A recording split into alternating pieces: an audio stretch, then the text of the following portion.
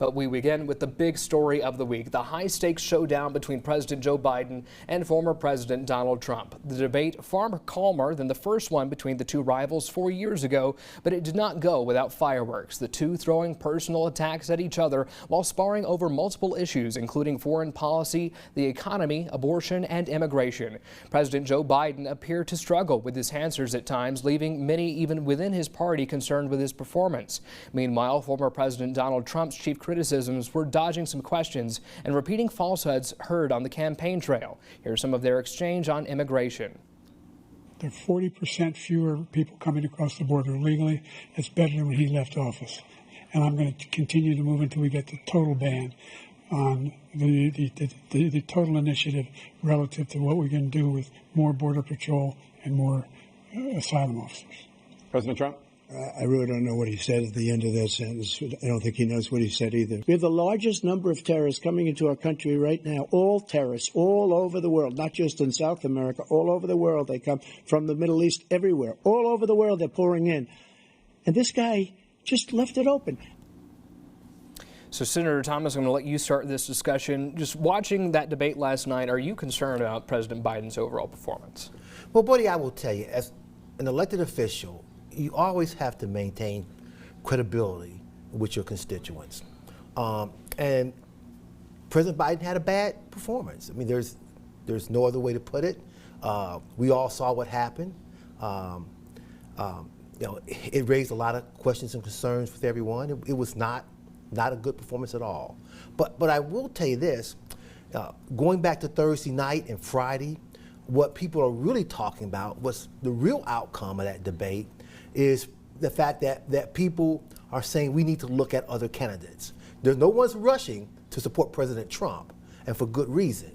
You've got a man who, one, was convicted in a court of law for sexually assaulting women, convicted in a court of law for defrauding millions of dollars from individuals, was convicted recently as a felon, but most importantly, led an insurrection against the United States.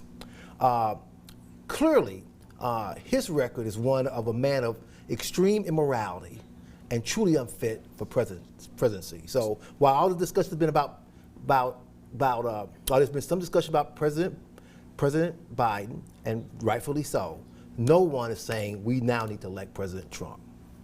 Senator Tichenor, what are your thoughts there? Well, I think it's really obvious and interesting that as the Democrats are saying Trump is a true threat to democracy, they're so quick to throw everything aside and bring in another candidate after their elected candidate does a terrible performance and a terrible job on television in the first debate.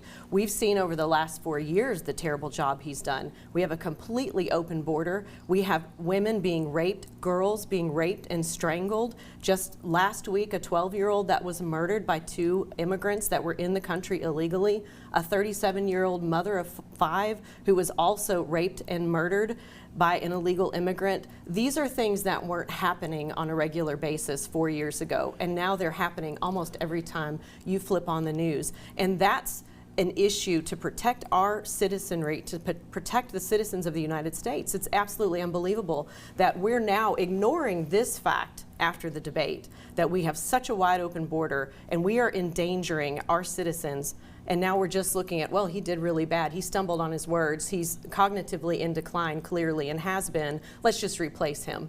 But to say that that is the threat to democracy, that Trump is the threat to democracy, is laughable now that they're willing to throw it aside.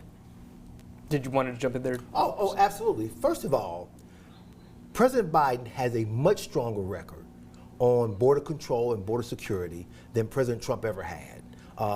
He's enacted executive orders, wanted to adopt a immigration bill that had a bipartisan support. Tom Cotton from Arkansas was leading the way on that. What happened?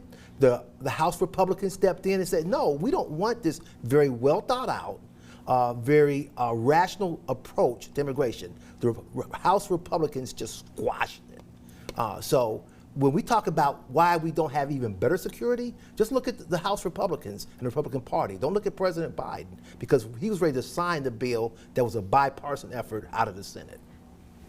Senator Thomas, you cannot leave the border open for 3 years during a presidential election come in the last few months before we have a vote and try to work some type of a deal. He fought against Governor Abbott in Texas. He fought against them trying to close the border. He had court orders to close the border, or to open the border, when Abbott was trying to close it. He has been advocating for an open border since he came into presidency. We had a border wall that was under construction. He stopped that.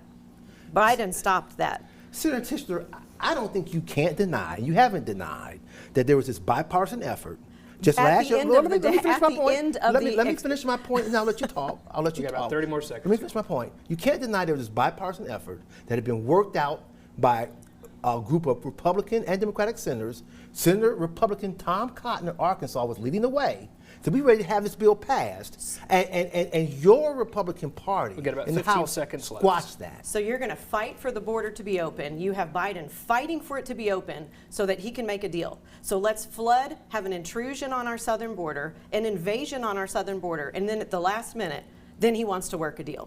That's on him. We'll have to let that be the last word on it, but I'm sure we could go for hours on this particular discussion. It'll be something we talk about a lot on the way to November.